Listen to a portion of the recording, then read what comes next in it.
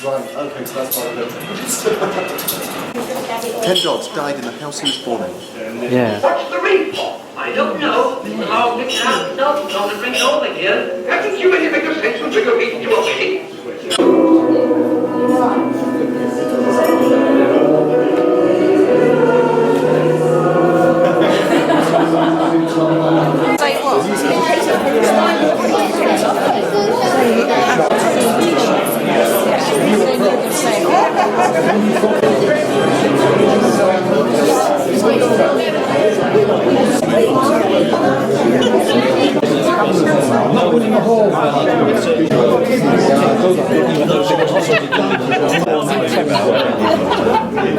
You've got me from the side, Peter.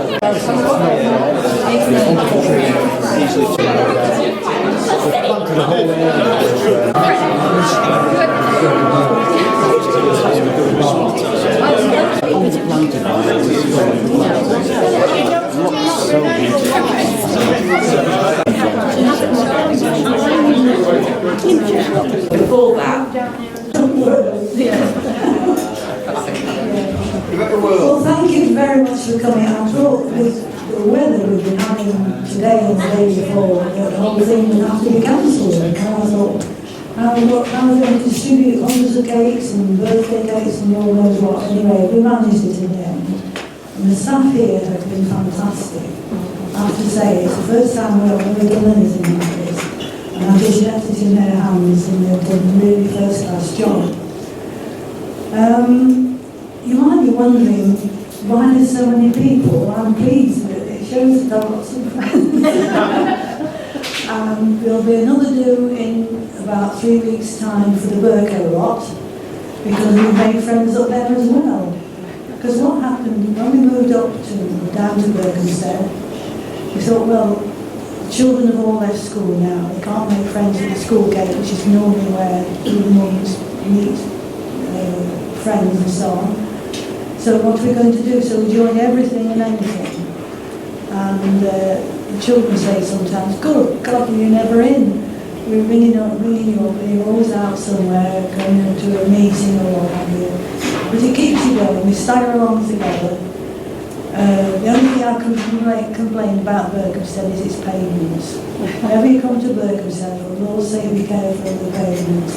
They tip you up as soon as you look at you. And they're really dodgy. Okay, you Go for it. Over here. Nice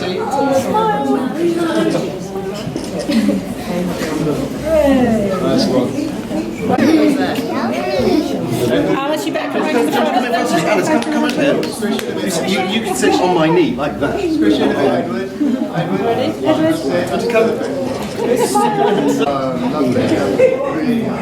Very nice. Very good.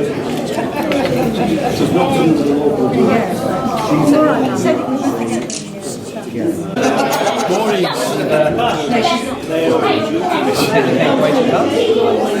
There we go.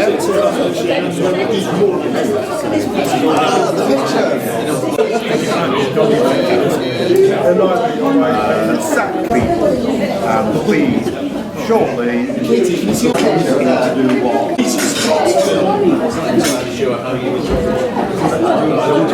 Is it going to be another video circulating, Peter? It is, yes.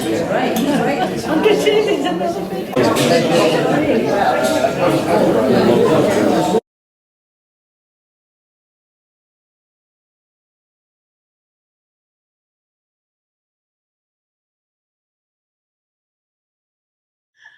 Our children have often asked us about our family trees, so we thought we would try and make a film with a script.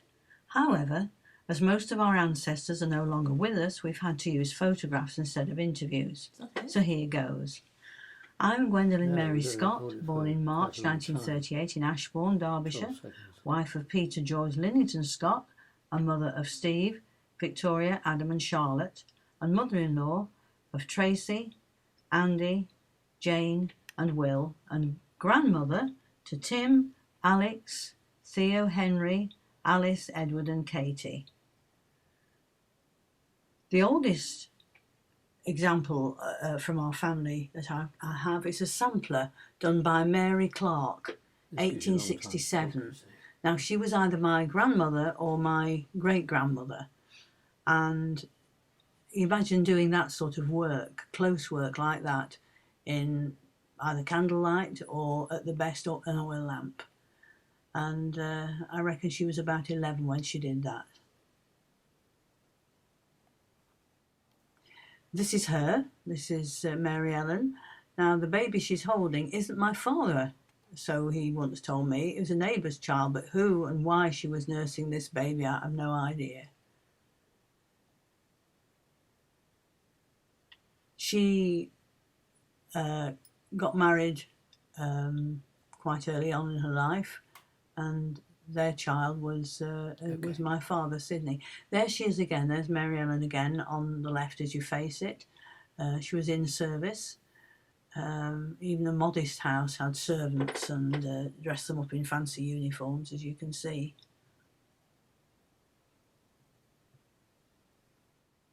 This is Moses Hampson. He married Mary Ellen, and they had one child, Sidney. He was a bricklayer. This is my father, Sidney, in his sailor suit. He was very proud of that, I understand. I think he's carrying a whip in his hand. It was obviously taken at some studios. Again, we see him on the front row, still in his sailor suit. And I think this must have been some sort of Sunday school outing. And I think it was the Primitive Methodists. So there were several Methodist chapels in Ashbourne, but this was the primitive ones. And his mother is on the second row, far left, I guess.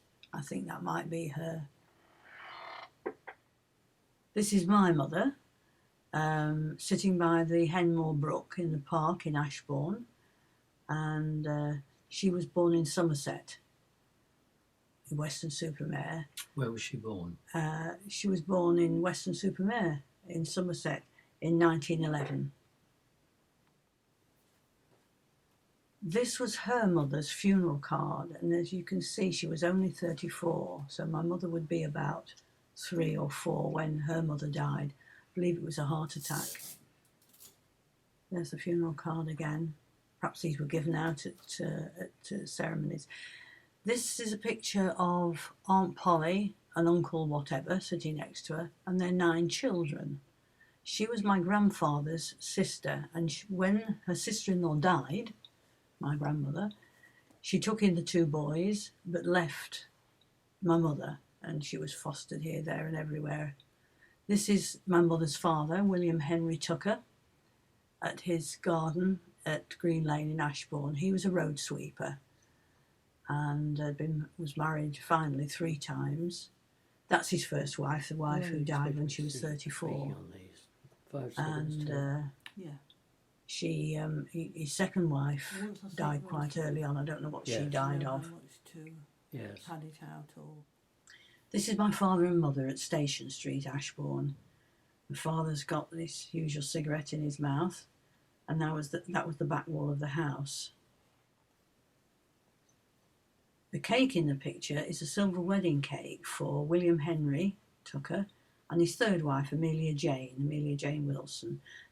There's Amelia Jane Wilson again, next to Peter, my husband, and my mother, and that was taken at Nevinston Avenue. After they left Station Street, they moved to Derby.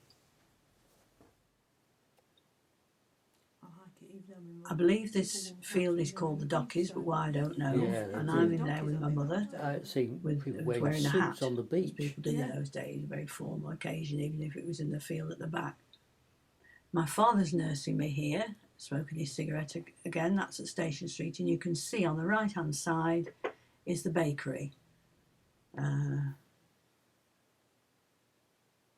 I'm about 4 or 5 at this age, taken her to studio, and that is my cousin Margaret, who was born 4 months after I was, in 1938. Didn't we? The two of us are together in this photograph, Oh, it and was I'm in our nursing house, the yeah, cat, red who's and struggling brown fiercely, I think, to get out, away from my The arms. cat isn't coming out on this. The light on this one. I think this must have been Wingfield Park. My mother's in the Very dark. photograph, Margaret, Shine the light and and see I'm the photograph. sitting on the Yeah. driver's seat, Let's do that. pretending to be somebody. We used to do plays at the primary school. I went to St Oswald's Primary School in Ashbourne, and I am We're all dressed up, aren't third we? from the right. What sort of a play it was, I don't know, but I was standing next we all to dressed Margaret up and I Mead, think quite who became enjoyed my it. cousin's sister-in-law. The Meads had a large family. The next picture is the whole class at St Oswald. There's Miss Lee in the centre. She was our teacher. And you can see it's all girls because at the age of 7, the boys went to the boys' school till 11. We went to the girls' school and we didn't meet up again till we were 11.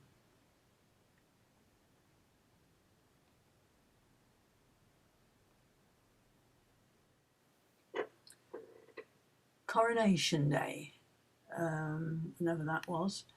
My mother, 1953, I'm told, on good authority. My mother's sitting at the end of the row. I'm next to her, bending forward, and Lawrence, the disabled boy who lived next door to us, is sitting next to me. Do you want to The talk grammar about this for school some time? at Ashbourne at Green Lane. It's at Green Road rather. Yeah, it says It's grammar school, right. Does it? must be twice the size of that now. Takes in many more pupils. Is that it? But there were lots of fields all around, so there's obviously room to expand.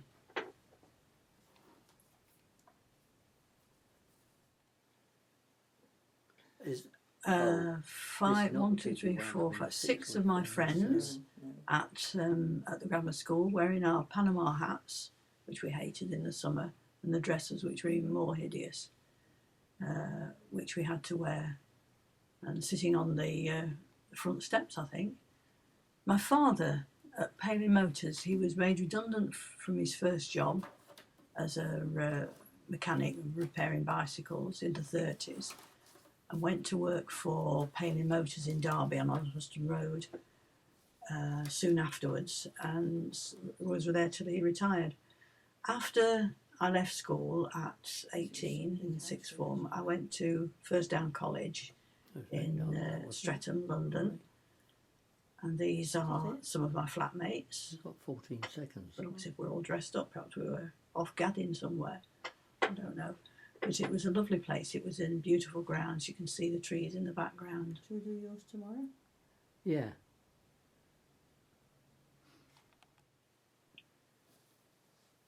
Who took this, I don't know. Perhaps it was Peter. This was at Nevinson Avenue, and I just got a teaching job for my first year at a girls' school in Alveston in Derby. And I was there for a year. This is us getting married. I broke up on the 17th. We got married on the 18th. My parents are on the right as you look at it. Peter's parents on the left. And the best man, Adrian Reeves, is standing between Peter's father and Peter.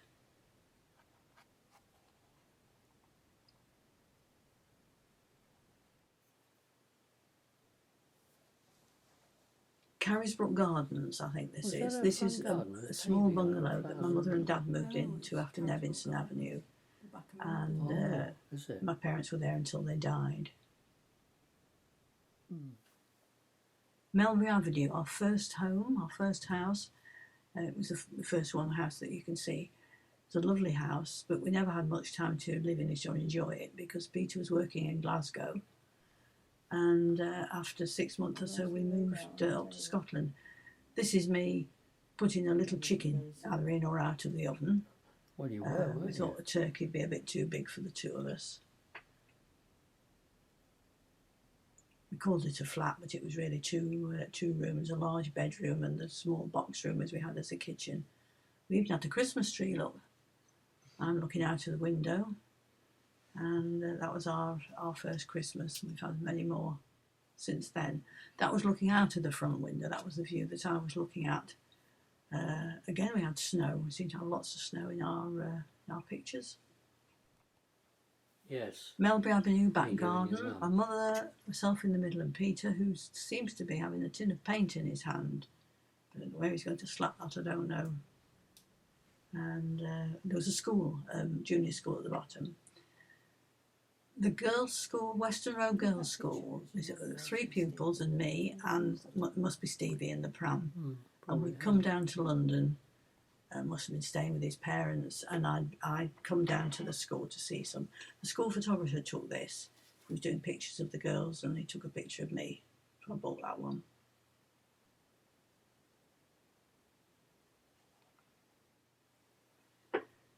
This was the canal, the same canal that we live along now, live beside, or near. And in the distance is me pushing the pram. That's Steve, in amongst all the washing, towels and sheets and nappies at Craighill Drive in Scotland. That's Craig. And he's just beginning to walk there with his little walker. Yes, no, That's I'm his not truck. really. No. And there's a teddy bear hanging on the line. And we were there 2 years. That's the back garden. Looks very bare and unattractive, but actually we've seen it since, and it's really improved. People have planted trees. That's a view from the end of the garden, looking down over fields. There was a farm there, Flinders Farm, and it supplied our milk. That's the front of it. And down this little side road is a road that led to the other houses, I suppose, and garages. I don't know, we never ventured down there. And there it is. Originally, the builder just put stakes and posts down it, but we went and put a little hedge. This is Wales. The firm Hoovers that Peter was working for moved us down to Hoovers, and that's a company house. We thought we'd be there 6 weeks. We were actually there 18 months because the builder of a bungalow that we were having done went bankrupt. Snow again, from a view from the back garden of Alexandra, which was the company house. Back to Scotland again this time. This is Steve on my knee. We were very proud parents. This was obviously somebody, a photography firm had come in and taken this picture for us.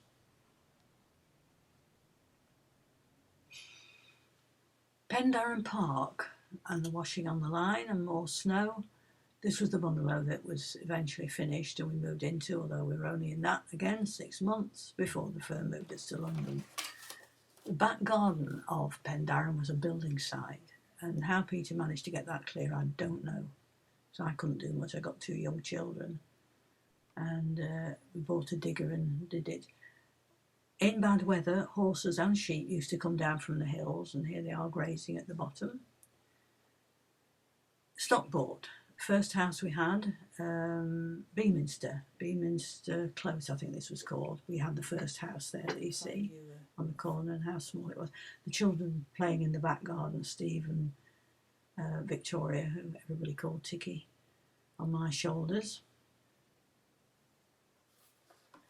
And for Steve's, one of his birthdays, I forget which, he must have been at school because there are some of his school friends in the car. That's the Chitty Chitty Bang Bang, reputedly, the car that they used in the film. This is Priestnell Road, and we lived there for 30 years. A lovely house, and had very happy memories of it. And there's a big chestnut tree on the corner, which I believe now has been removed, and another tree put in its place, because it really was an enormous tree. Gradually we got some money together and did it up, because it was a lovely house. And this is the morning room turned into a kitchen diner. That's the garden at the house at Priestnell Road. We're taking the sun, and we moved yet again across round the corner, not far away, to Whitelow Road, and that was they built a house on the left hand side of the picture that you can't see, and left all the rubble where you see the grass, and again we turned it into a lovely garden. These are our neighbours from across the road. the Carns. We got more snow than they had, so they asked if they could build a Must be a snowman. fair amount to get the snowman up. And somebody offered me a lift, some fella, and I got in this car. Now we drove down Didsbury Road to get to the station. I don't know. I went back to Is that teaching, Roy but on that? eventually Oh, yeah. I worked in local government and worked at Trafford Borough Council. These are my colleagues: I see Pam. Roy, Andy, and Christopher, Christine, and Pam and myself yeah. on the front row. And I worked there What's for his name? 15 years, I think.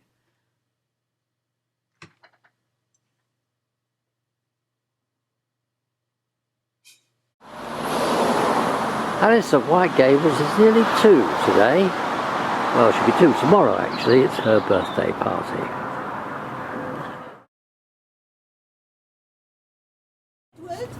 It's Granny, it's Grandma. And they've started already. Look at He's this. more interested in food. Grandma! Alice with her cousins and her brothers. And we'll see more of them, no doubt, after they finish this little feast. I can't concentrate on anything but the food. Oh, look, the greenhouse is coming on well. It's the wellies that affect it. Do you want a hand?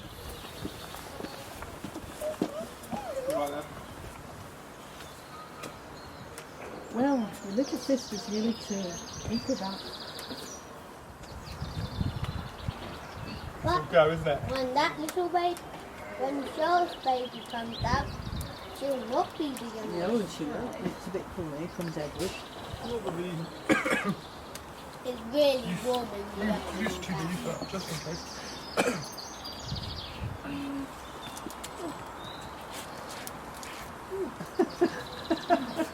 Edward, her cousin, and Alice.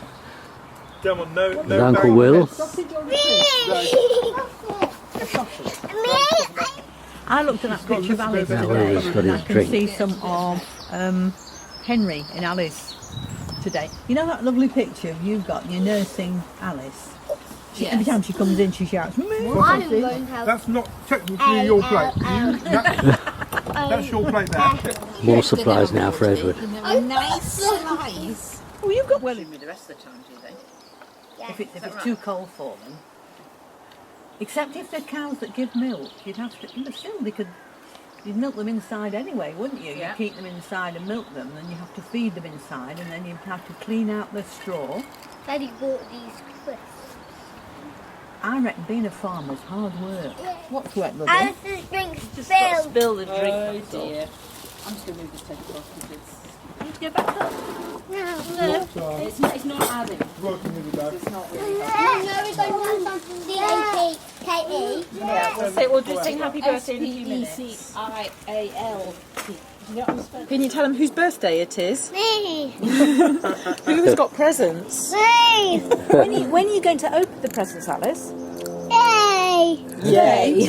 Today, yeah. She's been trying many times. We've had to remove them from her. Theo is a smart boy. He wrapped her card for her because she likes unwrapping things. So he wrote the birthday card and wrapped it. Good idea. I managed to get a piece of wrapping paper about this long. Wrapping paper about this long. Then I put a card in it about this small. Oh, little, yeah. And then I wrapped it all up really thickly. Yes. Well, I did that, Thea. I've given her 3 little presents, well, 3 presents, and one present could go in the card. So I put it in the card and sealed it up. Yes. Well, no, she did the same to me. She did the same to me. It's huge white cup. There we go. How did you get a clock that big, Mum? It's a nut pillow. I got it on the table. Better now. I've got my own way of getting up and down. I've never seen this before. Is it new? No, it's actually quite tough.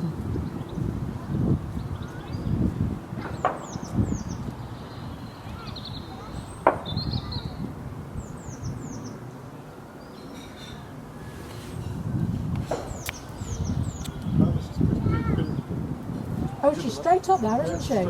Are there steps inside or bars or It's something? a Yeah. ladder.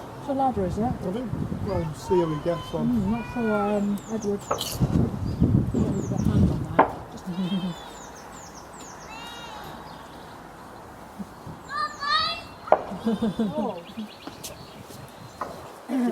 Just Put the salad towards the back, I think. And purple.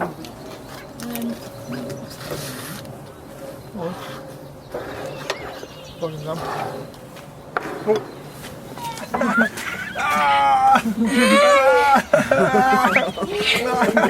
Oh no, Theo, stop messing about.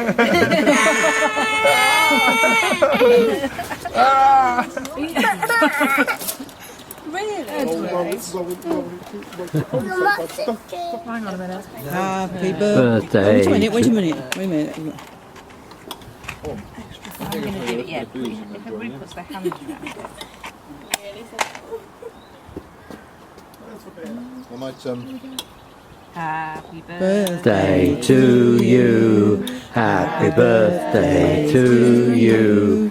Happy birthday, dear Alice. Happy birthday to you. Hip hip hooray! Hip hip hooray! Hip hip hooray! For she's a jolly good fellow. For she's a jolly good fellow. For he's a jolly good fellow. well done. And so say all of us. Say all of us, and so say all of us.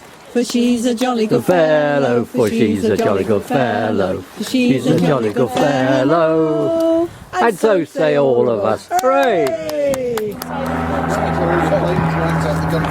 Ooh, this is a big this.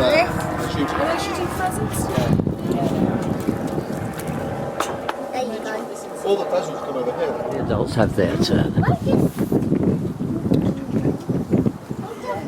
Alice made some Now Built-in Alice has got a balloon. wardrobes. And if they've got Oh, duvets and things presents. in there, that probably helps a lot. They probably have. They've probably got like. And now she's with Sophie running down the garden. What do you want to say? A cousin? Nothing. I just want you to stop. Some of us have found other occupations. And the older ones have found a more energetic game.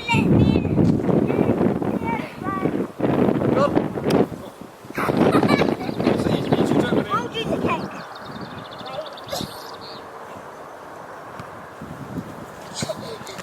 What's how? That high. That right. Oh. That's in the tree. There's been a lot of that. Now the parents are joining in, but look at it.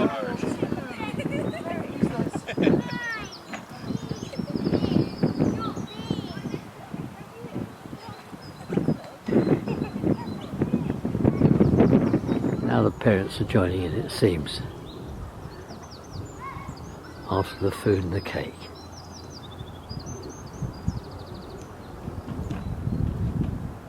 And now the presents. She's got lots of things from Grandma and Grandad. We'll do that. Maybe she could open those even tomorrow. No, because we don't go to Mummy's car.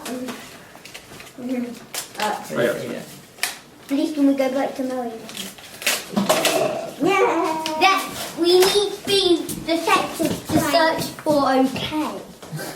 For okay. You know, another pair of us. Working the remote control. We can't get the source working if there's no okay. The remote control's in the other room, Theo. Okay. Right. They're trying to Yeah. operate the tower. You want a biscuit? Yeah. We'll give I you a thought biscuit. they meant OK magazine. Look, Go round look, like that, Peppa Pig. Of course. Label. Guilty secrets. Badge.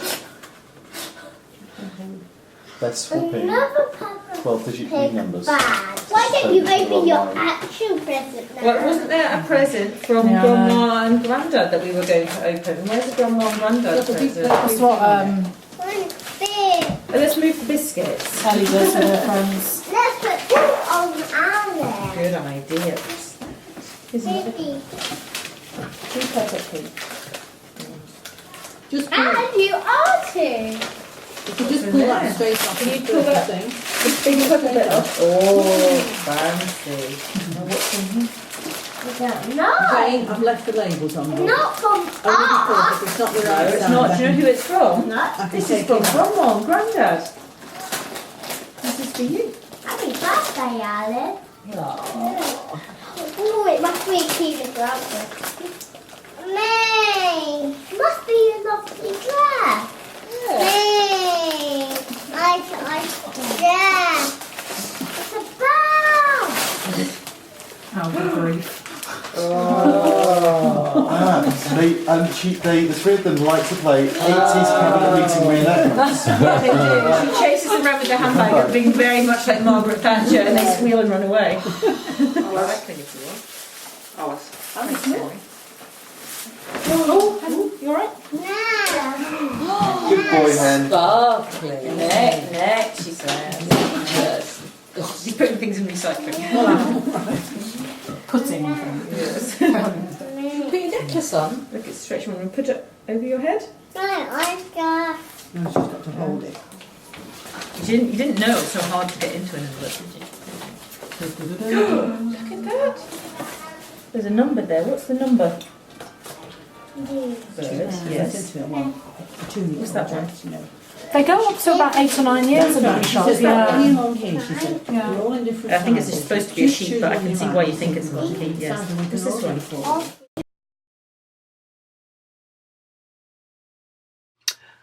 This is the story of my life, 80 years worth. We don't have many pictures of my father's side. This is the first picture we have of a house in Benchmanor Road in Thornton Heath in Croydon. Unfortunately, my father's side didn't have the sort of money that my mother's side didn't have, so we have few photographs of my early years or even my grandparents, not at all. All my grandparents died before I was born. We lived in this house for a very long time, from 1932 onward, although I was born in Loftus Road. Well, I wasn't born in Loftus Road, I was born in Ealing, but I lived in Loftus Road for the first 18 months of my life. And I lived on and off in Thornton Heath until I was 29 and got married, although during the war I was evacuated for 2 years, and in after the war I lived with an uncle in Abbey Wood for a while. However, we have got some pictures of my relatives on my mother's side. Here is my grandmother, who came from St Andrews. She married George Lennington. First picture we have of my mother is here, 2 pictures in fact, and then a third picture just coming up is her dressed up as one of the maids of 3 on the right hand side there in the Mikado. My father and mother, probably during World War I, here they are again, must have been probably just after the war, because they got married in 1920. And then we begin to have photographs of me when I was young. We had a holiday each year, usually on the south coast, in places like Margate and Worthing and the Isle of Wight. That was my father. Here's my mother with me. And in 1957, after the war, here we are in Weymouth. My Aunt Bessie in the middle with my father and myself. I was 17 then, after a rapprochement between Bessie and my mother. My 21st birthday in 1951, here is the Lennington family together with us all together at Thornton Heath. And also at the same time, here is the Lennington brothers and sisters of my mother outside Thornton Heath there. Ella, Leslie, George. George was a pharmacist. Ella got married in 1935. I was page boy. They are in our back garden in Thornton Heath, having been married. And also on my father's side, first picture we've got, this is Ida Thompson being married. She is Jimmy, my father's brother's daughter, together with 2 others of his daughters, Nellie and Evelyn, who worked on the Great West Road for Broggie and people like that. George always had big cars. Here he is with his Jaguar, and he trained to be a pharmacist. He eventually had a pharmacy shop, and here he is, the college preceptor at the top right back. At his house, originally in Plumstead, here he is with Jack, Ella, George, my father, mum and dad, Mary Langdon, his wife, and us. We got married in 1959. Here's our wedding photograph outside St Giles Church in Derby with the Hampsons and Gwen's friends from her school at Ashbourne Grammar School, which she went to in the mid-50s. It was quite a good wedding. We had a honeymoon in Scotland, travelled all round, got mixed up with the Outer Hebrides and famous trips on the Lochmore boat, where we piped ashore at Benbecula. My mother and father at the wedding, a little older now of course. Our first house was at Wyresdale Crescent. We had 2 top rooms and a 3-bedroomed house with Mrs. Mallion. Her father-in-law, father-in-law was a thing that's nearby, the canal, when we lived at Southall. Here I am at a seminar for the Council of Industrial Design, learning about industrial design. When I worked for Hoover's on the A40, the factory had 3,000 people in it. It's now a Tesco. That was followed up by a shift by Hoover's to Campbell's Lang factory, where they made the timers for washing machines. This was our design team designing a dishwasher. We did it in the canteen of the factory, and in fact coming up is a picture of the dishwasher we designed. Unfortunately it didn't work all that well, it never went into production. So we had one kid. Here's a picture of us with Steve, our eldest, who's now over 50. We're all getting older, aren't we? But we look quite young in this picture, as you would expect. And of course, by the time we moved to South Wales, we got Victoria, Ticky as she's called by the family, and we had her in the Merthyr house. First foreign holiday in Alcudia in Spanish Franco Spain. A road was opened by one of the fascist things. This was our bungalow we had built and the thing in Merthyr, but when we moved to Stockport in 1965, this was Lancashire Hill being rebuilt, and this is Annie Carey being married in Golders Green Synagogue, one of Gwen's friends from school. Our first house in Merthyr Tydfil was a company house owned by Hoovers. Very bad winters in the 1960s, you can see from this. People died in this snowstorm. And the girl next door, Brenda Plenty, her dad was the transport manager of Hoovers, is seen getting married here. She now lives in France. Her husband's an acupuncturist. When we moved to Stockport, we moved into a brand new house in Heaton Mersey. This is Heaton Mersey here. And we landscaped the whole estate of about 20 or 30 houses, which we got everybody agreed to do. So here's a picture of the landscaping. At that time, I worked in Freedlands, which had a place in a former cotton mill, a British sewing company's mill, next to Holsworth Mill in Stockport. They were knocking down the engine house when I was first there. There's pictures of it here. Stockport was also being renewed. Here's the Heaton Lane car park being built beside the famous viaduct leads to the London railway line. And here's the new factory, High Bay Warehouse, being built by John Doggett at Freedlands. More pictures of Freedlands. In the meantime, Gwen had gone back to teaching, and here she is outside Heaton Moor Infant School with our 2 kids. She actually taught her own kids at Heaton Moor Infant School, and then went on to teach at Fir Tree before eventually quitting that and going into local government at Trafford. This is a Christmas dinner with Grandma Hampson in the very tiny scullery in Priestnall Road. It was eventually extended. And this is garden parties. We had to raise funds for the Labour Party. We got very active in that. We were both officials of the party, and I was agent 6 times. There I was with Andrew Bennett. By now we have 4 children, with Charlotte and Adam, the 2 younger ones. She's one in the middle, Charlotte is. And of course they started growing up. In the meantime, I carried on with being agent. Here I am at a meeting, I think it was 1983, the famous disaster for an election for Labour. And we went on plenty of things. Here's a march at Greenham Common with Victoria, doing the circle around the common against cruise missiles, and more marches here, probably the march against jobs. We had all sorts of famous people. It was a Marshall constituency in the early 90s. Barbara Castle with Andrew Bennett. There she is again. Claire Short, all quite well-known people in their day. And other people. We used to run dinners, which we ran by getting the money from the local, the food from the local hospital. This is Brington Labour Club set up for a dinner that we had in, I think it was 1999. More pictures. This is Claire Short again. And here is Eddie Newman, who was the MEP for quite a while. He ran quite a lot of campaigns on the food thing. Tom McGee, he was leader when I was deputy leader, launching one of our campaigns for the elections in the 90s. And here's Robin Day. I think this might be in the 70s. He used to be on Panorama. He was the sort of Jeremy Paxman of his day. We went to a number of conferences, and of course you do get to meet a lot of people. In the meantime, we got a bit more money. We started doing up our house at Priestnall Road. We lived in that from 1968 until 1998 when we moved to a bungalow. As you can see here, the house is now in the middle of this picture.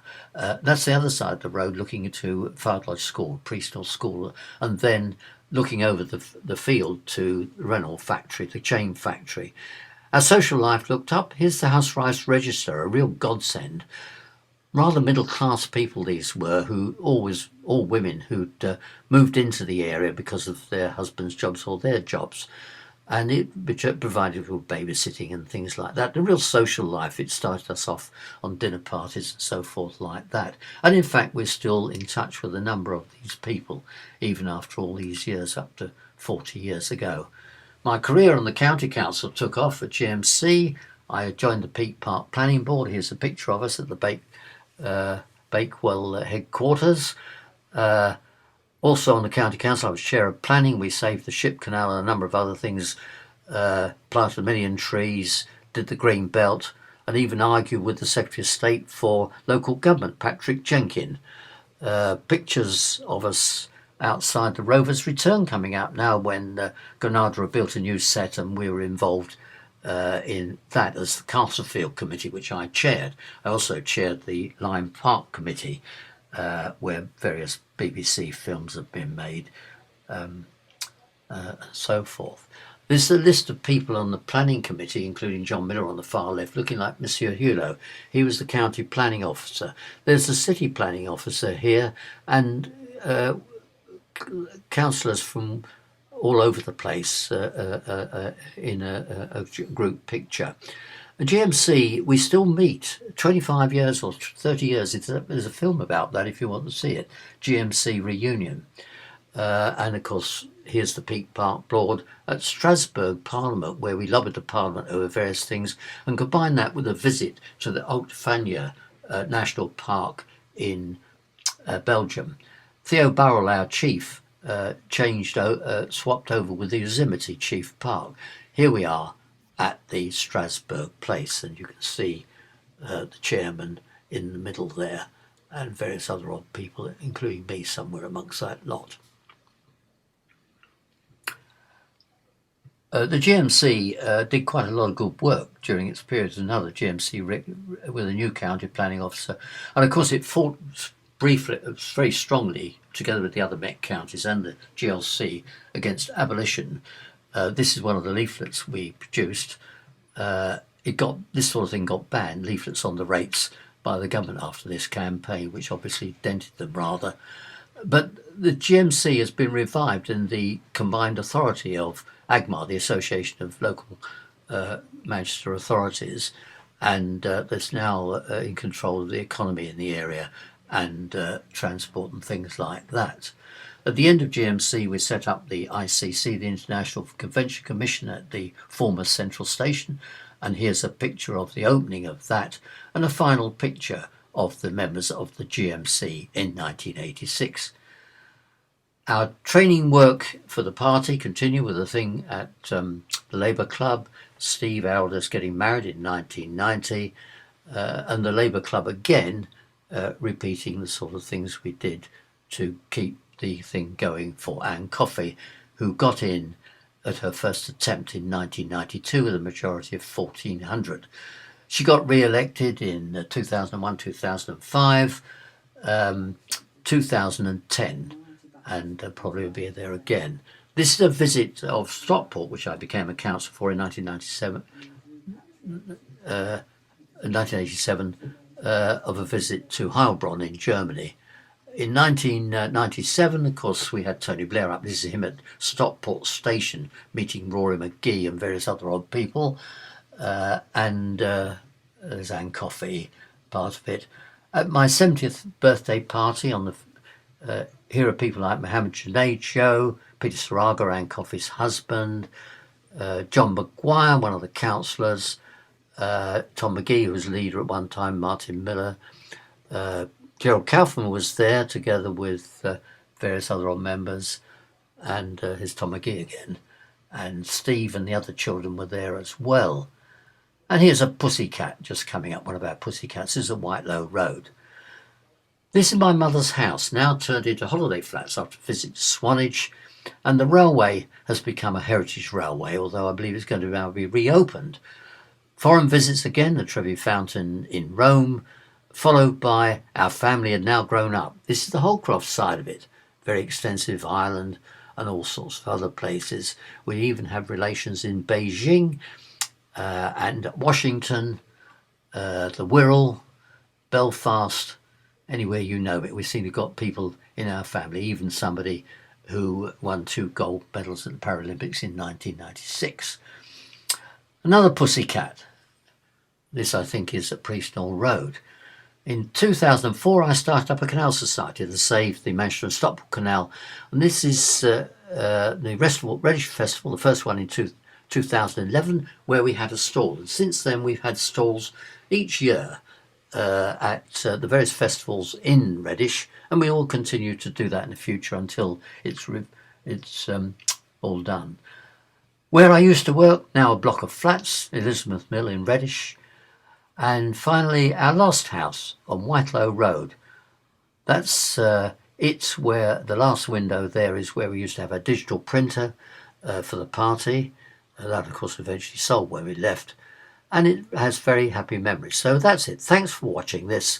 And look at the other films, the Livingston films and so forth, and enjoy those as well. Thank you.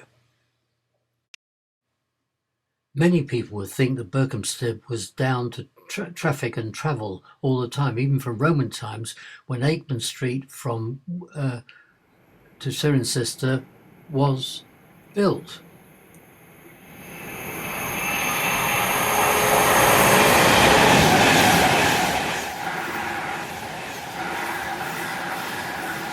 But it's much more than that. Here is the Church of St. Peter, built in the 13th century, rebuilt in the 19th century.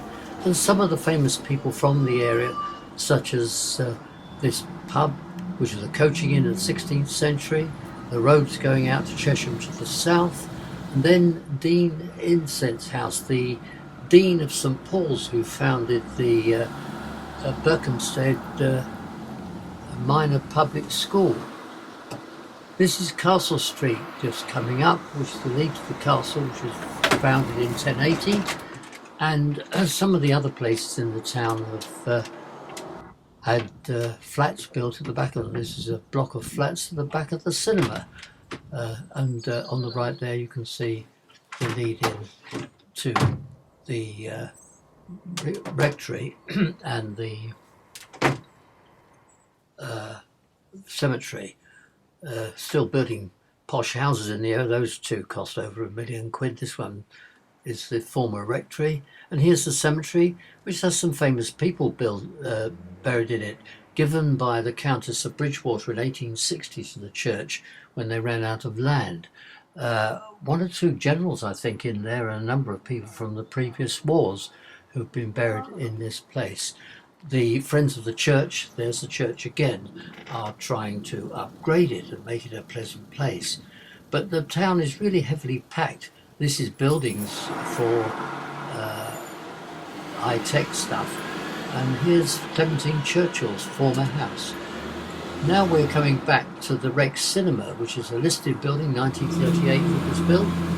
Now it's a restaurant where the entrance was. Here's the restaurant. But blocks of flats have been built over the side of the cinema, which have been refurbished with the expense of, or the money that came from building the flats. Georgian houses on the Bargesses, I think they were called, where the Burgers lived and owned. But again, more buildings have been built into it to have offices. This is Berkhamsted School, the minor public school we mentioned before. Quite a big operation, and tens of thousands of pounds a year to go there. Alumni included Graham Greene, Robin Fox Johnson, and others, including William Cooper, the poet. Of course, coming back to transport, the canals to the Midlands, Stoke and places like that had a huge advantage in getting pottery to London from Stoke, and other manufacturers from the Birmingham area and the north of England. The local council and the town council have combined to do these plaques, and of course the canal is now as busy as it ever was with leisure craft going along it. Near the canal was a very swampy area, now called Canal Fields, but Berkhamsted has its old factories turned into flats and so forth. But the cultural life of the town goes on. Okay, this is the Christmas tree at Christmas Eve in 2012. But there are many bodies, several choirs, a symphony orchestra, a heritage society, a citizen society, and so forth. But there's some houses in the area too which have interest. The Rothschilds, who funded Disraeli when he bought the Suez Canal for 4 million quid and then told Parliament about it afterwards. This is one of Rothschild's buildings in Tring, which has been converted to the building before. This is Tring Park School, which is Nathaniel Rothschild's house, and then he also had a son, Alfred, who built another house at Halton nearby, which has now become an RAF training school. It's interesting to see the styles there, the 1880s French style, quite expensively built. Rothschilds made a lot of money in the various countries in which they did their banking.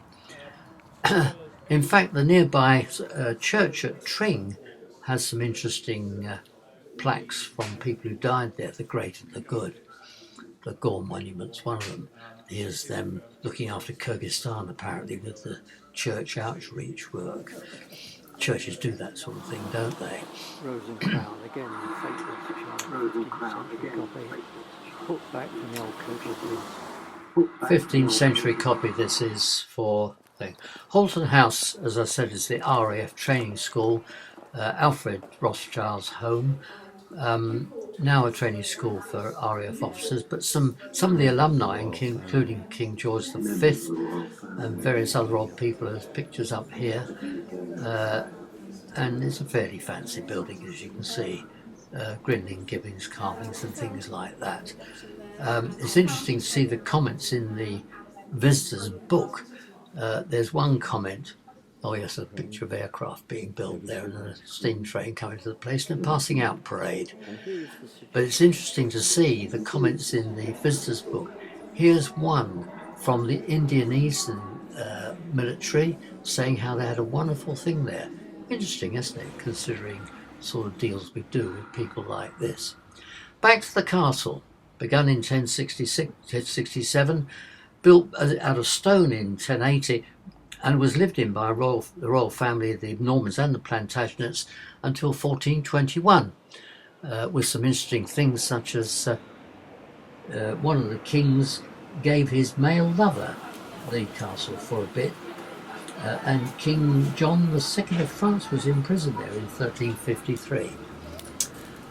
Berkhamsted's had a market since the 13th century, but modern markets haven't.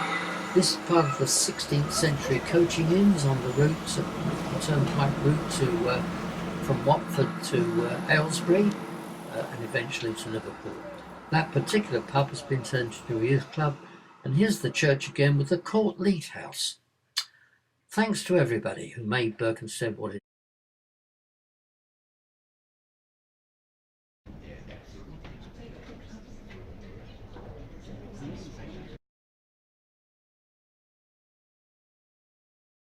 Oh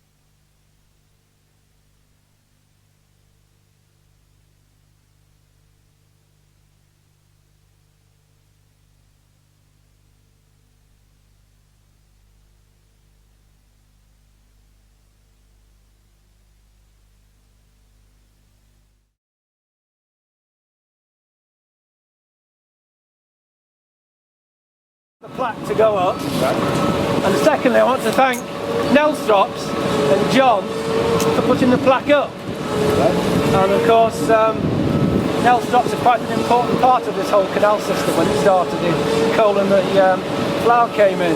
So, as far as we're concerned, Nelstrops are the tops, and that's an in-joke. Have you heard of Tops Flower? Yeah. You've heard of Tops Flower, you're the Tops Flower. There we are. So that's it, so it's down to you, sir, to open the... To be here, thank you very much, because it's really good that we can preserve our heritage, and it's really good that the canals will be remembered, because children in the future need to understand how goods were transported. I think we said the same at Marple Canal, and I do hope that it comes to fruition that we have the canal basin at Brodston built. I know it's the hard work of Margaret and David who've got the funding together to start this project off, and hopefully he will be able to get the canal to come through, and he will be able to have schools around visit. Like I said, it's really important. So I'm really glad that we're protecting our heritage, and it's good to see that somebody has got the foresight to try and link us up with the Huddersfield Canal, and maybe then through to the Leeds Canal, the Leeds Liverpool Canal. But it'd be really good to have the canal network. I was on the Pointon Canal a few weeks ago, and it's really interesting that how far you can get on the Pointon Canal down to Oxford, down to London eventually. You've got to sail on the Thames, and not whether the fancy barge on the Thames. That's how far you can go. And it'd be really good if we could connect the Oxford and go through the tunnels, crossing down the locks. So, without further ado, we're going to declare the flag.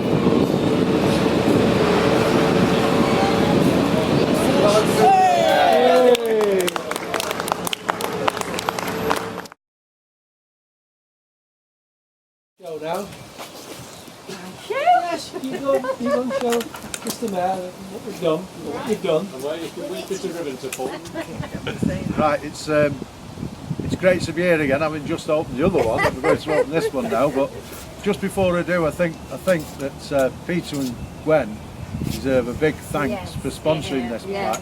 It's really good, and it's there for posterity, and it really is a nice plaque, and I'm really glad that I've been invited to do this, because as I said before, heritage is quite close to my heart, especially in Stockport, and the canals as well. Basically, I grew up with the canals, as a lot of people did when I was younger, even though we might have been fishing them, but I certainly grew up with them.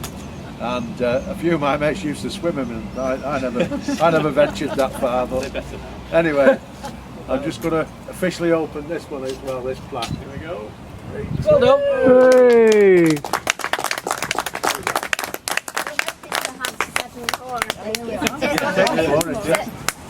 Is it 9 in all? 9 in all. Oh, 9 in all. Right. I know that 4 of them are going to be in Manchester, so there'll be nothing to do with the Stockport people, unfortunately. But, I know it's Stockport people who are raising the funding for it. So I hope they do mention on them plaques that they come from Stockport. I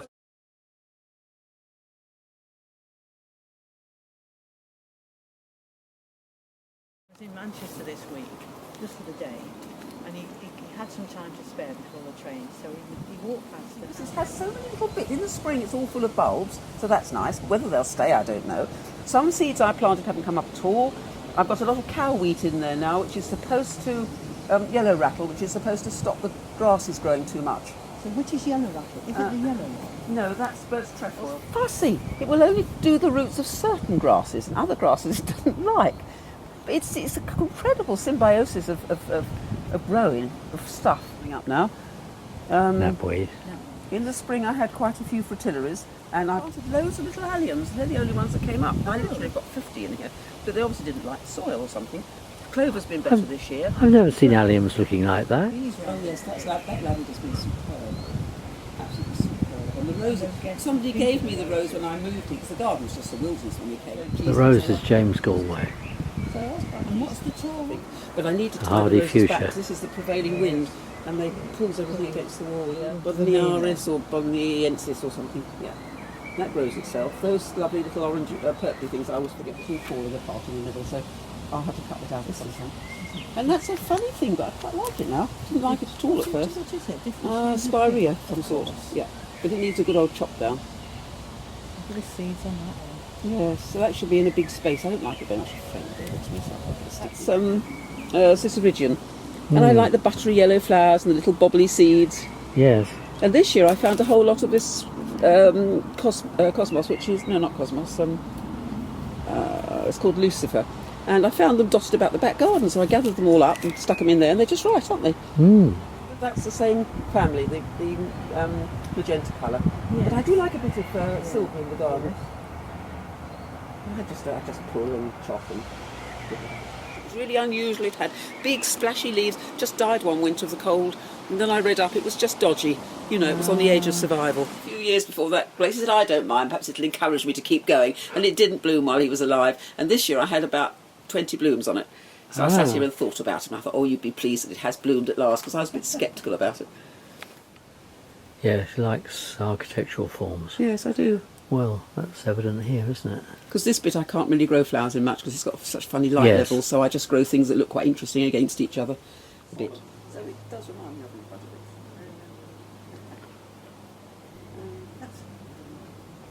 Yes, I can never remember the name, but it has a little flower like a blue. I never quite know what to do with that long bed. And it was supposed to have very tall things in it, but they haven't really materialised. And I love the shapes, and this is a really very nice Love in the mist. But it doesn't last long. That's what I thought I'd do. And they're the ones that are not geraniums, Sweet Williams. Sweet Williams. These are nice, but they're awfully messy and cloudy and floppity, which is quite nice if you want them like that, but if you want something with a bit more structure, they do take over a bit. I've got a farmer friend, and he's quite elderly now, and he's got a huge shed full of junk. Oh, I'd love some of it for the garden. He's ever so mean. So when I asked him if he could give me something, he'd give me sort of one pickaxe handle or something. But he's got an old, very rusty petrol pump that must be, I don't know, donkeys years old. And I just love it in here. It's got little bits sticking out of it, you know. And I keep saying, well, petrol pump. No, he says, I'm not giving you that petrol pump. And I don't know what he wants it for. He's, you know, just got junk everywhere. But it would be so nice. It would look really good just there. Yes. Cortinus. I used to put seed in her hands, and I used to get robins coming down, but because for my garden, I thought, why does this garden look a bit odd? And I got some bright orange little fox and hounds in there, and I got something else, and the colour was wrong. And I pulled them out, and it suddenly all came together, because it just was clashing with itself. And I don't really think about that too much, but that does go well. That's a nice harmony. It's not good. And there we are poking about, and we go early, so that, and even when the lights are fully up. Right. Anyway, we saw two flamingos, so 4 from the This is an evening primrose. They pop up all over the place apparently in this garden.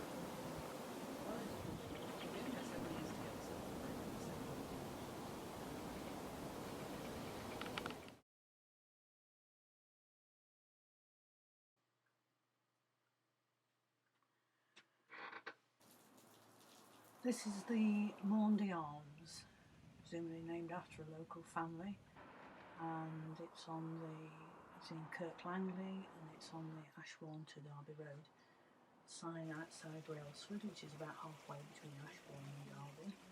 This is Ashbourne, and that's the River Henmore, known as Hellaby's Bridge, because the chap called Hellaby had a bike shop there. This is looking down Compton, or looking up rather, to Derby Road. There's the traffic lights at the bottom there. And there's Station Street, and May Taylor, who's the local baker. I lived at these cottages, which weren't like that then. You can imagine the slum. That's the house that I lived in. There's the lane at the back, which doesn't look like the lane as I remember it. It's much narrower and rougher. Railway station's been knocked down, and a swimming pool has been built instead, and there's the police station, and there's St Oswald's Church spire, it's christened. And, this is Church Street. You can see Elizabethan architecture at one end, and beautiful Georgian houses around here. A.L. Hugh, local fishmongers, and blimey, they're still going. And he's selling quail's eggs. Never seen a quail's egg before. That's the shambles, or the butchery. To the marketplace. And this is where Then Prince Charlie did a turnaround, turned around and went back to Scotland again. There's the marketplace, looking a bit damp and dreary. 1945. I think the flags are out for the Queen's birthday, I'm not sure. This is the Ashbourne estate. There's a nursing home known as The Home. That's where I was born. And these are the council houses. I didn't realise it was such a big estate. I only thought it was about one. And this is the grammar school. I went there when I was 11. And was scholarship in those days. And I went there from the age of 11 till 18. And last year travelling backwards and forwards on the school bus. Before that, living in Ashbourne and walking there every day. It's had lots of extensions. The field on the right hand side, you can't see it properly, was the field where we used to go sledging in the winter. People who had sledges took them on the school bus and we sat on them and Houses near the grammar school. had a great old time. Here's the other. Still King Street. These are the houses that are on the back of the school. Quite well built, very well built in fact. And from this road, little channels, ginnels and entries ran down to the main road. This is Wigman Lane. There was a farm there, and my mother worked there as a young girl before she married and died. Windmill Lane, where Graham. And that's the road to the Peak District. A515 looking south. Maybe you can go down the road again. Red, famous red coat. You can see there's problems with traffic. This was here. This is It used to be the workhouse was here, now it's been knocked down and luxury houses built. That's the churchyard, the Ashbourne churchyard. Full up, that's why they had to open the cemetery. That's the school I went to, primary school, St Oswald's. Lots of almshouses and various stages along the High Street. There's a picture coming up soon of Dr Hollick's house. Yes, his is the last of the Elizabethan type buildings. Here's the family doctor. Here's me trying to break into the cemetery. The gate was stiff. I tried to look for my grandparents, but Gran had all sunk away. Green Lane. This was my step-grandmother's house. It's now, I understand, a bed and breakfast. I can hardly believe it. And the A52 at the end of the road. This was Green Lane. This is a village outside Ashbourne called Elliston. We stopped here for a cup of tea. This is back again at Ashbourne. And this is the back garden to Station Street. And there are those roads. That's called North Lees Lane. Lees alley-wise. And the garden is much bigger as I recall. Stretch rooms right across to the other side. And there's the steps going up into the fields at the back of the houses. And they used to see coal bags on their back, taking them coal bags up to those houses. This is Tissington, the village outside Ashbourne, between Ashbourne and Hartington. Put the spread there. I believe it's all owned by the Cavendish family. Beautiful houses, lots of them now as holiday cottages. Were farmhouses. Some are still farmhouses, I suppose. This is a typical Peak District. The shops. And this is Hartington. And there's the River Dove. Well, it's a pond in fact. And this place still refers to as Raw Pits, although it's in the same place that Wilpits was, but it doesn't look like it. It looks as if it's been completely knocked down and refurbished. And it's where my friend and my family used to live, and I used to go there and stay with them during the year. Very enjoyable. Now known as New Croft. And there's the lane at the side. I do remember that. I think This is a shot of Derby, Nevison Avenue, where I lived for a year, or perhaps 2 years before I got married. And it looks just like it did then. There's hardly any alterations, probably been modernised on the inside.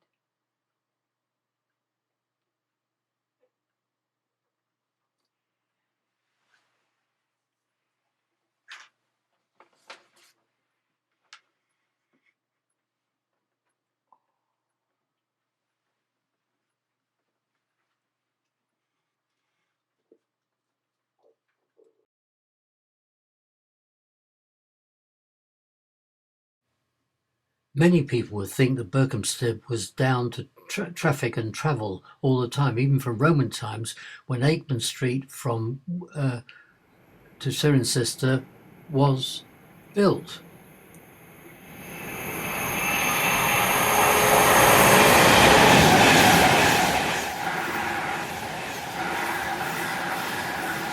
But it's much more than that. Here is the Church of St. Peter, built in the 13th century, rebuilt in the 19th century. And some of the famous people from the area, such as this pub, which was a coaching inn in the 16th century, the roads going out to Chesham to the south, and then Dean Incense House, the Dean of St. Paul's, who founded the Berkhamsted Minor Public School. This is Castle Street just coming up, which is the lead to the castle, which was founded in 1080. And some of the other places in the town have had flats built at the back of them. This is a block of flats at the back of the cinema. And on the right there you can see the lead in to the rectory and the cemetery. Still building posh houses in the area. Those two cost over £1 million. This one is the former rectory, and here's the cemetery, which has some famous people buried in it, given by the Countess of Bridgewater in 1860 to the church when they ran out of land. One or two generals, I think, in there, and a number of people from the previous wars who've been buried in this place. The Friends of the Church, there's the church again, are trying to upgrade it and make it a pleasant place. But the town is really heavily packed. This is buildings for high-tech stuff. And here's Clementine Churchill's former house. Now we're coming back to the Rex Cinema, which is a listed building, 1938 it was built. Now it's a restaurant where the entrance was. Here's the restaurant.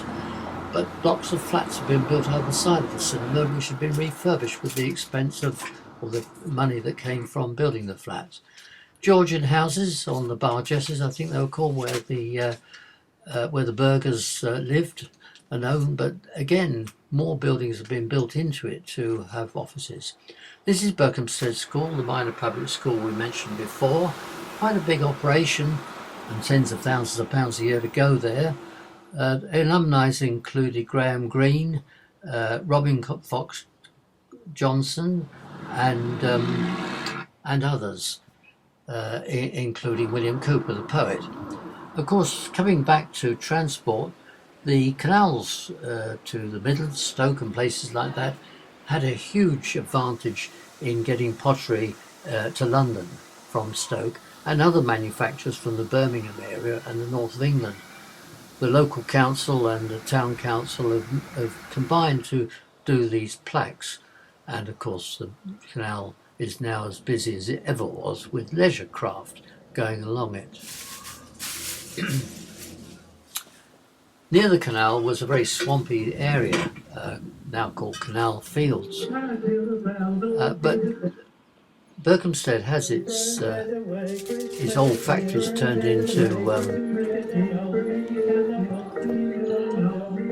into flats and so forth, But the cultural life of the town goes on. Okay, this is the Christmas tree at Christmas Eve in 2012. But there are many bodies, several choirs, a symphony orchestra, heritage society, a citizen society, and so forth.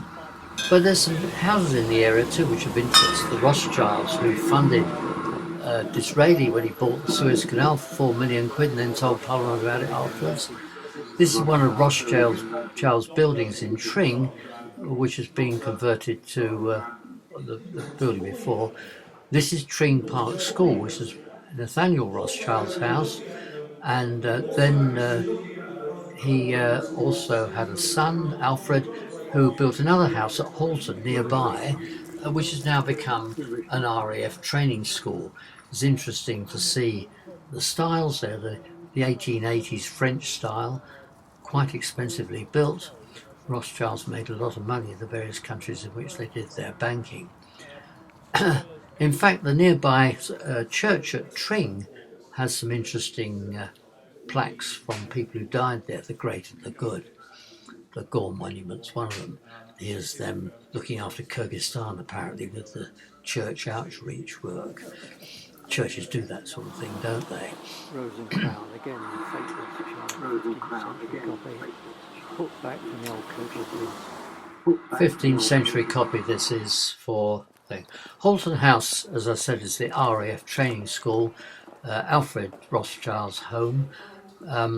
Now a training school for RAF officers, but some of the alumni, including King George V and various other old people, there's pictures up here, and it's a fairly fancy building, as you can see, Grinling, Gibbons carvings and things like that. It's interesting to see the comments in the visitors book. There's one comment. Oh yes, a picture of aircraft being built there and a steam train coming to the place and a passing out parade. But it's interesting to see the comments in the visitors book. Here's one from the Indonesian military saying how they had a wonderful thing there. Interesting, isn't it, considering sort of deals we do with people like this. Back to the castle, begun in 1067, built out of stone in 1080, and was lived in by the royal family of the Normans and the Plantagenets until 1421, with some interesting things such as one of the kings gave his male lover the castle for a bit, and King John II of France was imprisoned there in 1353. Berkhamsted's had a market since the 13th century, but modern markets haven't. This is part of the 16th century coaching inns on the route, the turnpike route from Watford to Aylesbury and eventually to Liverpool. That particular pub has been turned into a youth club, and here's the church again with the Court Leet House. Thanks to everybody who made Berkhamsted what it is.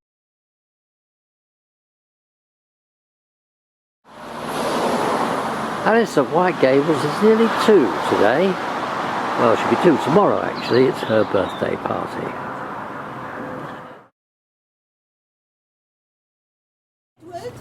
It's Granny, it's Grandma. And they've started already. Look at this. He's more interested in food. Grandma! Alice with her cousins and her brothers. And we'll see more of them, no doubt, after they finish this little feast.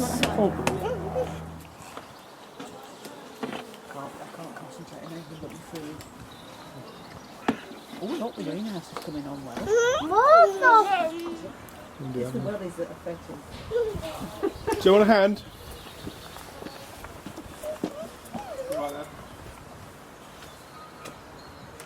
Well, the little sister's nearly 2. Think of that.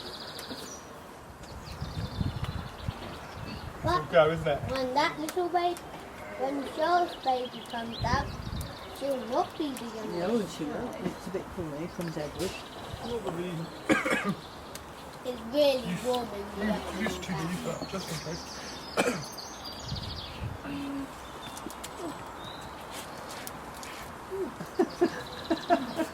Edward, her cousin, and Alice. Don't want no And Uncle Will. Sausage or the I looked at that picture of Alice Now, today, who's got and I his can drink? see some of Henry in Alice today. You know that lovely picture you've got? You're nursing Alice. Every time she comes in, she shouts, That's not technically your plate. That's your plate there. More supplies now for Edward. A nice slice. Oh, you've got well in me the rest of the time, do you think? If it's too cold for them. Except if they're cows that give milk, you'd have to. But still, you'd milk them inside anyway, wouldn't you? Yeah. You'd keep them inside and milk them, and you have to feed them inside, and then you'd have to clean out the straw. Daddy bought these crisps. I reckon being a farmer's hard work.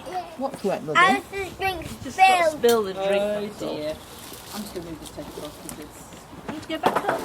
No. it's not adding. Working with the bag. It's not No, really we're going to do something D-A-P-K-E. Yeah, we'll just sing happy birthday in a few minutes. S-P-E-C-I-A-L-P. Can you tell them whose birthday it is? Me. Who has got presents? Me. When are you going to open the presents, Alice? Yay. Yay! Today, yeah. She's been trying many times. We've had to remove them from her. Theo is a smart boy. He wrapped her card for her because she likes unwrapping things. So he wrote the birthday card and wrapped it. Good idea. I managed to get a piece of wrapping paper about this long. Wrapping paper about this long. Then I put a card in it about this small. Oh, little, yeah. And then I wrapped it all up really thickly. Yes. Well, I did that, Thea. I've given her three presents. And one present could go in the card. So I put it in the card and sealed it up. Yes, well no, she did the same to me. She did the same to me. Huge white. I'm sitting. There we go. How did you get a cloth that big? It's a natural. I've got it to the table better now. I've There got you go. my own way of getting up and down. I've never seen this before. Is it new? No, it's actually quite tough.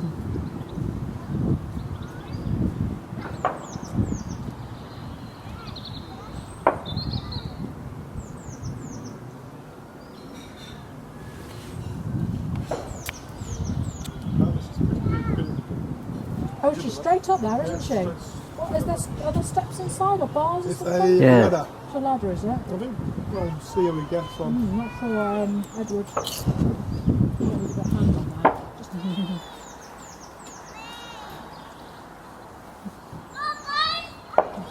oh. Things we went out of space, don't we? Put the salad two walls for your back, I think. And purple.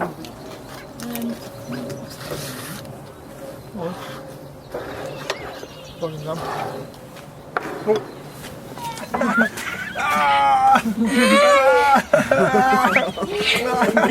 Oh no, Theo, stop messing about.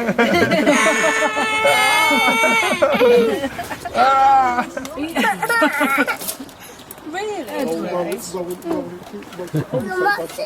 Hang on a minute. Happy Birthday. Wait a minute. Wait a minute. I'm going to do it, yeah. If everybody puts their hands around it. I might Happy Birthday to you. Happy birthday to you. Happy birthday, dear Alice. Happy birthday to you. Hip hip hooray! Hip hip hooray! Hip hip hooray! For she's a jolly good fellow. For she's a jolly good fellow. For he's a jolly good fellow. Well done, And so say all of us. Say Hooray! all of us, and so say all of us. For she's a jolly good fellow, for she's a jolly good fellow. She's a jolly good fellow. And so say all of us. Hooray! Ooh, this is ridiculous. Are they shooting pheasants? There you go. all the pheasants come over here. The adults have their turn. Alice made it. I'm honest. Now Built-in Alice has got a balloon. wardrobes. And if they've got duvets and things in there, that probably helps a lot. They probably have. They've probably got like. And now she's with Sophie, running down the garden. What do you want to say? Her cousin. Nothing. I just want you to stop. Some of us have found other occupations. And the older ones have found a more energetic game.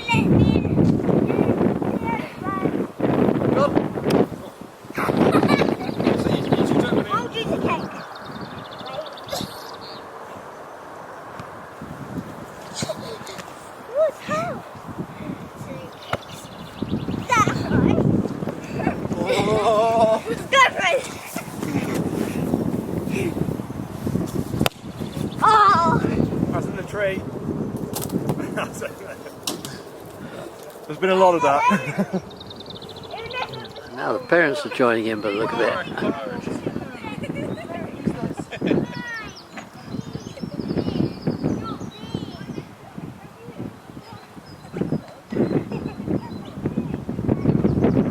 Now the parents are joining in, it seems. After the food and the cake.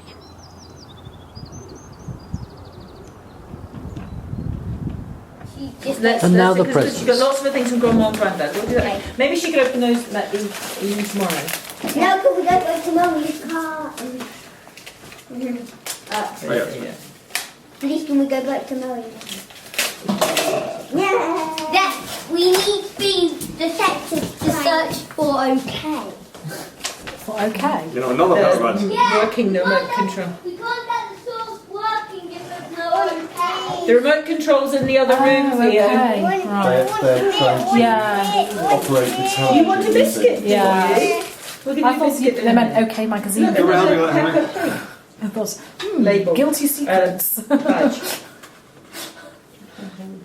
They're swapping Another paper 12-digit PIN numbers. bag. Why don't you open your actual present now? Well, wasn't there a present from Grandma and Grandad that we were going to open? Where's the Grandma and Grandad present? That's what Let's move the biscuits. Ellie does with her friends. Let's put them on our Good idea. Isn't it? Who's cut it, Pete? And you are too. If you just pull that space off, Can you pull that thing? Just bring it up a bit up. Oh, fancy. Now what's in here?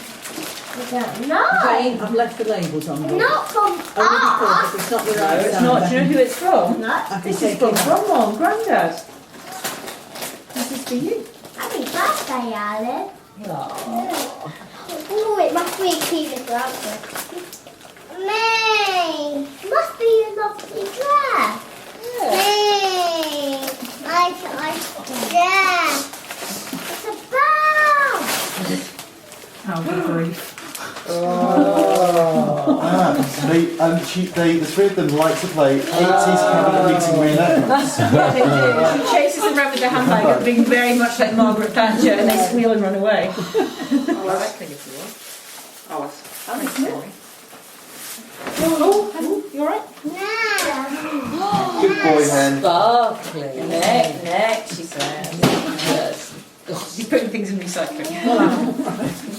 Putting. Yes. Put your necklace on. Look, it's stretch one and put it over your head. No, I've got. No, she's got to hold it. You didn't know it was so hard to get into an envelope, did you? Look at that. There's a number there. What's the number?